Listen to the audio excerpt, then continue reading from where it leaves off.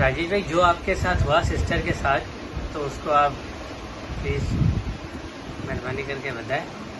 तो मुझे फ़ोन आया 4:40 पे। मुझे कहा गया आनंद की तरफ से कि आपकी बहन ने फांसी ली है, आप जाओ, जल्दी आओ। तो मैं वहाँ से निकला। मुझे आने में देर लगता, 25 मिनट से 30 मिनट। मैंने अपनी वाइफ को फ़ोन करके कहा कि आप जल्दी वहाँ पहुँचो। मैंने बाकी वो ऐसा कुछ भी बात नहीं की, मैंने कहा बस कांता के घर पे पहुँचो। वो वहाँ गई, तो वहाँ से जो है उन्होंने जो हॉस्पिटल, मतलब मैं हॉस्पिटल तक पहुँचा और ये भी हॉस्पिटल तक आ गए। अब हॉस्पिटल में जो है मेरी हालत बहन को देख के थोड़ी देर के लिए तो मैं अक्का बक्का सा रह गया था, इसी कोने में था। ये बहन को क्या हो गया? ये बहन को क्या हो गया। उसके बाद जो है थोड़ा बहुत मुझे ये भी याद है कि मेरी वाइफ ने कहा दोबारा चेक करो डॉक्टर को। उसके बाद जो है पुलिस केस की बात हुई, तो तब आनंद ने जो है ये भी कहा कि ये 2 टके की हॉस्पिटल है, मैं बड़ी हॉस्पिटल जाऊंगा। ये आनंद साहब कौन है? ये छोटी बहन के हस्बैंड, अच्छा। जिनकी डेथ हो गई है। तो उसके बाद जो है ये निकले एम्बुलेंस में, इसमें मेरी बड़ी बहन बैठी। बोलूं? मैं ये बोल रही हूँ, मैं ये बोलती हूँ, मैं तो सुबह को काम पे जाती हूँ, शाम को आती हूँ। 5 बजे का टाइम है, 5:30 का है। इसी लोगों को भी पता है इसकी माँ ये टाइम आती है। तो मैं कभी बेटी की परवाह नहीं किया। हम बोलो बेटी हमारी खुश लगी हुई है।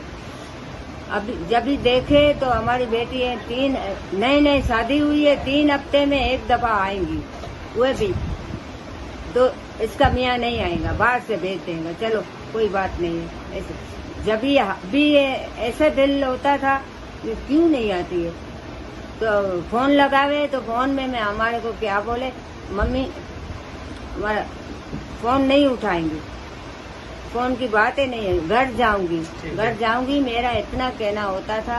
तो बेटी कांता तुम आती नहीं है, और मसला क्या है?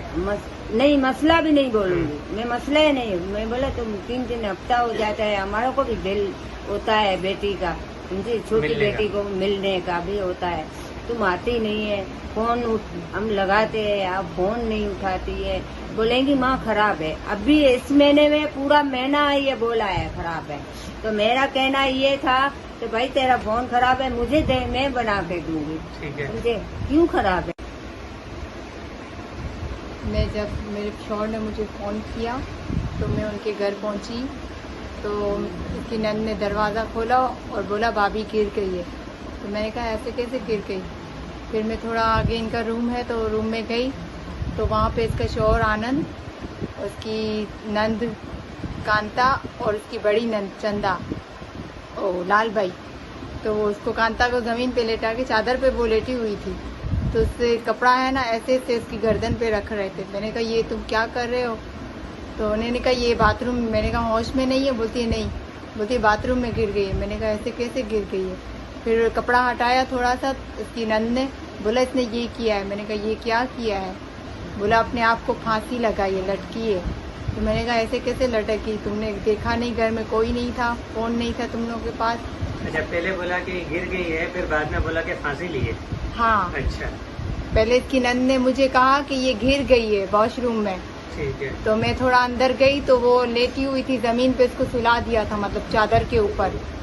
तो उसकी दूसरी नंद ऐसे ऐसे कर रही थी, फिर बोलती गिर गई, भाभी को होश नहीं है। मैंने कहा होश में तो लाओ, इस तरह करके। फिर बोलती है देखो तो भाभी इसने ये क्या किया। मैंने कहा ये क्या है, किस चीज़ का निशान है?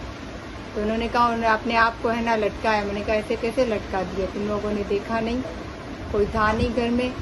तो उस वक्त उसका शौहर आनंद, बोलूं, तो इस तरह हम गए सिविल हॉस्पिटल में स्टाफ आया। मैंने कहा इसको चेक करो। इन्होंने दिल की पट्टी की, बोला ये ख़त्म है।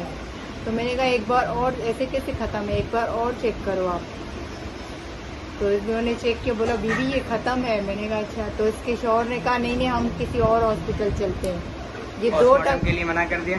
पोस्टमार्टम के लिए मना कर दिया, पुलिस केस हो रहा था उसके लिए मना कर दिया, ठीक है। 2 टके केस। और ये बोला कि 2 टके की हॉस्पिटल है। हम ये बड़ी किसने बोला?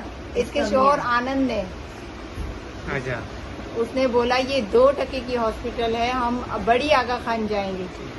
तो हम लोग ऐसा करके हॉस्पिटल से बाहर निकले, ये लोगों ने एम्बुलेंस में उसको ढाला और हमने अपनी दीदी को भी बिठाया, इनकी जेठानी बेटी, फिर हमारी दीदी बेटी, इनके बड़े भाई बैठे, ये सब एम्बुलेंस में आए और हम लोग फिर बाइक पे पीछे आए।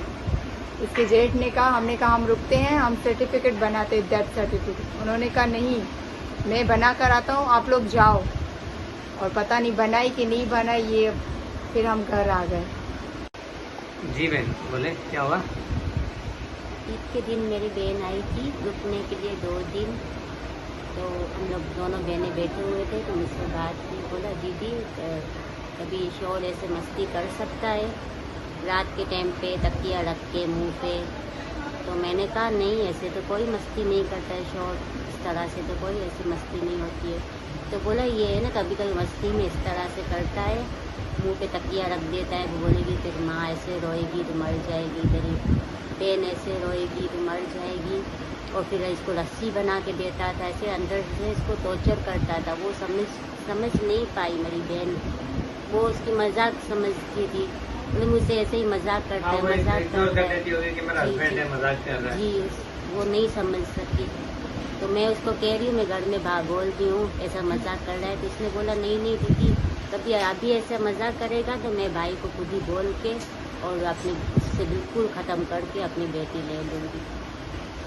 और हमें इंसाफ चाहिए। वज़ीर आज़म